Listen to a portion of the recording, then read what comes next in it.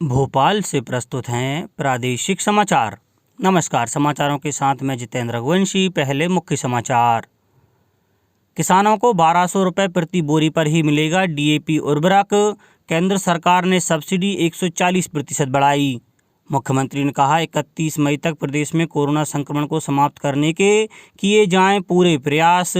प्रदेश में काबू में आया कोरोना, केवल 3 जिलों में ही मिले 200 से अधिक नए प्रकरण। और प्रदेश में ऑक्सीजन सप्लाई की हर पल होगी निगरानी। भोपाल स्मार्ट सिटी ने शुरू किया ऑक्सीजन सप्लाई का ट्रैकिंग सिस्टम। अब समाचार विस्तार से। केंद्र सरकार ने उर्वरक की वैश्विक कीमतों में बढ़ोतरी के बावजूद किसानों तक पुरानी दरों पर उर्वरक पहुंचाने के लिए डीएपी सब्सिडी 140% बढ़ाने का फैसला किया है। उर्वरक सब्सिडी प्रति बोरी 500 रुपये से बढ़ाकर 1200 रुपये प्रति बोरी कर दी गई है। अंतर्राष्ट्रीय बाजारों में कीमत बढ़ने के बावजूद किसानों को उर्वरक पुरानी कीमत 1200 रुपये प्रति बोरी पर ही उपलब्ध होगा। प्रधानमंत्री नरेंद्र मोदी की अध्यक्षता में उच्च स्तरीय बैठक में यह निर्णय लिया गया। प्रदेश में अब 31 मई तक ज़्यादा कड़ाई बरती जाएगी, जिससे राज्य को कोरोना संक्रमण से पूरी तरह मुक्त किया जा सके। मुख्यमंत्री शिवराज सिंह चौहान ने कल वीडियो कॉन्फ्रेंस के माध्यम से प्रदेश में कोरोना की स्थिति एवं व्यवस्थाओं की समीक्षा करते हुए कहा है कि प्रदेश में कोरोना संक्रमण तेजी से कम हो रहा है। अधिकांश जिलों में साप्ताहिक पॉजिटिविटी दर 10% से कम रह गई है। अब कोरोना को समाप्त करने के लिए एरिया स्पेसिफिक रणनीति बनाई जाए और 31 मई तक प्रदेश में कोरोना संक्रमण को समाप्त करने के पूरे प्रयास किए जाएं, जिससे जनजीवन को धीरे धीरे सामान्य बनाया जा सके। मुख्यमंत्री ने सभी कलेक्टर को कोरोना की तीसरी लहर से निपटने के लिए विशेष तैयारी करने के निर्देश दिए हैं। उन्होंने कहा कि बच्चों के लिए विशेष वार्ड बनाए जाएं और आईसीयू बेड, ऑक्सीजन बेड, दवाइयां और अन्य संसाधनों की व्यवस्था की जाए।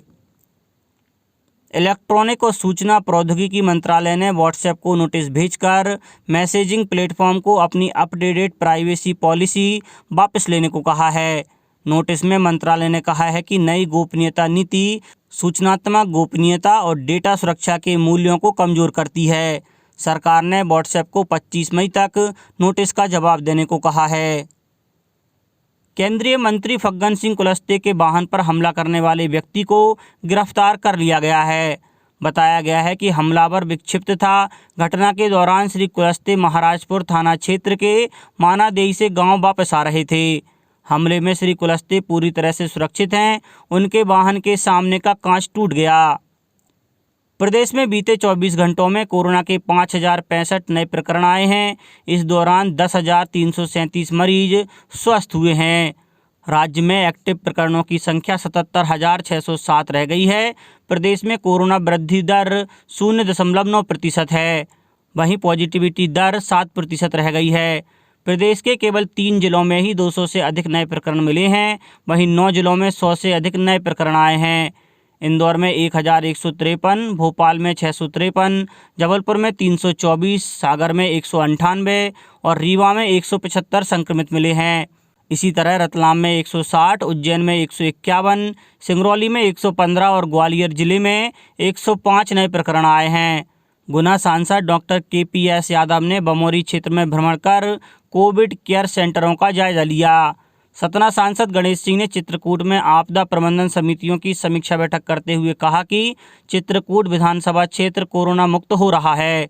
रतलाम मेडिकल कॉलेज में चैतन्य कश्यप फाउंडेशन द्वारा स्थापित PSA ऑक्सीजन प्लांट के चालू होने के बाद 100 ऑक्सीजन बेड और बढ़ाए जा सकेंगे। श्योपुर में 25 पॉजिटिव मिले हैं, वहीं 74 मरीज स्वस्थ भी हुए हैं। अशोकनगर के श्री दिगंबर जैन युवा वर्ग के कार्यकर्ताओं ने 5 ऑक्सीजन सिलेंडर ट्रॉली बनाकर अस्पताल को सौंपी। पन्ना में वैक्सीनेशन और जांच को लेकर ग्रामवासियों की भ्रांतियों को दूर करने के निर्देश दिए गए हैं। नीमच जिला प्रशासन द्वारा कोरोना कर्फ्यू के दौरान राशन की दुकानों से आटा भी वितरित किया जा रहा है। इसकी मुख्यमंत्री ने भी सराहना की है। सागर में विधायक शैलेंद्र जैन ने आम लोगों को ऑक्सीजन आपूर्ति सुनिश्चित करने के लिए एक ऑक्सीजन बैंक शुरू किया है। उन्होंने अपना नंबर 9425170511 भी जारी किया है, जिस पर लोग अपनी मांग रख सकते हैं। होशंगाबाद जिले में ठीक होने वालों की संख्या पिछले कुछ दिनों से लगातार बढ़ रही है। पिछले 24 घंटों के दौरान 126 मरीज स्वस्थ होकर घर लौटे हैं।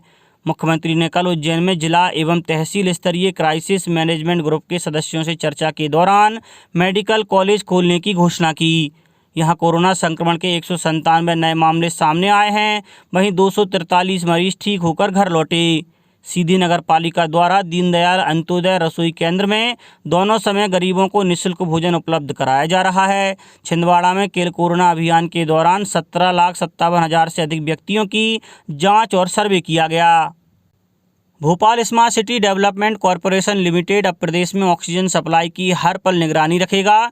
इसके लिए भोपाल स्मार्ट सिटी ने ऑक्सीजन सप्लाई का ट्रैकिंग सिस्टम शुरू किया है। इसके अंतर्गत ऑक्सीजन उत्पादन स्थल से लेकर अस्पताल तक पहुंचने की पल पल की जानकारी स्मार्ट सिटी को रहेगी। यह देश में पहला ऐसा प्रयोग है जिसमें ऑक्सीजन टैंकर की लगातार ट्रैकिंग की जाएगी। अभी 100 टैंकरों की नियमित रूप से मॉनिटरिंग की जा रही है। आदिवासी बाहुल्य बैतूल जिले में भाजपा कार्यालय विजय भवन को कोविड केयर सेंटर में तब्दील किया गया है। संभवतः प्रदेश का यह ऐसा पहला भाजपा जिला कार्यालय है जिसको कोविड केयर सेंटर बनाया गया है।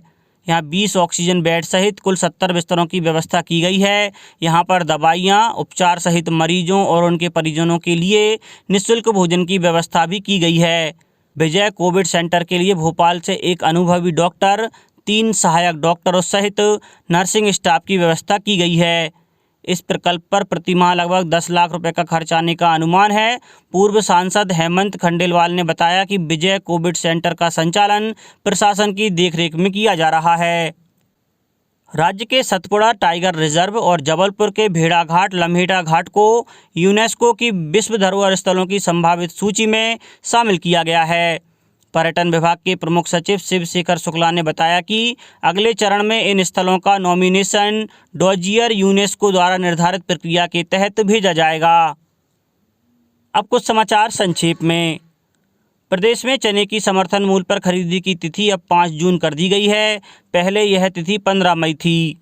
राज्य में चल रहे योग से निरोग कार्यक्रम के अंतर्गत 21 मई को श्री श्री रविशंकर और स्वामी रामदेव कोरोना मरीजों को वर्चुअल माध्यम से संबोधित करेंगे। अशोकनगर में आज विश्व मधुमक्खी दिवस के अवसर पर कृषि विज्ञान केंद्र द्वारा मधुमक्खी पालन और प्रबंधन पर 1 दिवसीय प्रशिक्षण कार्यक्रम का आयोजन किया जा रहा है। उच्च न्यायालय विधिक सेवा समिति ग्वालियर आज से 29 मई तक ग्वालियर खंडपीठ के अधिकारी कर्मचारियों के लिए ऑनलाइन योग प्रशिक्षण शिविर का आयोजन कर रही है। केंद्र सरकार राज्यों को 1 मई से 15 जून तक कुल 5,86,29,000 टीके निःशुल्क उपलब्ध करा रही है। सड़क दुर्घटनाओं संबंधी IRAD ऐप में सभी प्रविष्टियां दर्ज करने के मामले में मध्य प्रदेश दूसरे स्थान पर है और खंडवा में मलेरिया, डेंगू, चिकनगुनिया जैसे वेक्टर जनित रोगों की रोकथाम, उपचार और बचाव के लिए जिला स्तरीय टास्क फोर्स समिति गठित की गई है। अंत में मुख्य समाचार एक बार फिर। किसानों को 1200 रुपये प्रति बोरी पर ही मिलेगा DAP उर्वरक। केंद्र सरकार ने सब्सिडी 140% बढ़ाई। मुख्यमंत्री ने कहा 31 मई तक प्रदेश में कोरोना संक्रमण को समाप्त करने के किए जाएं पूरे प्रयास। प्रदेश में काबू में आया कोरोना, केवल 3 जिलों में ही मिले 200 से अधिक नए प्रकरण और प्रदेश में ऑक्सीजन सप्लाई की हर पल होगी निगरानी। भोपाल स्मार्ट सिटी ने शुरू किया ऑक्सीजन सप्लाई का ट्रैकिंग सिस्टम। इस बुलेटिन में इतना ही। घर पर रहिए, सुरक्षित रहिए और सुनते रहिए प्रादेशिक समाचार। नमस्कार।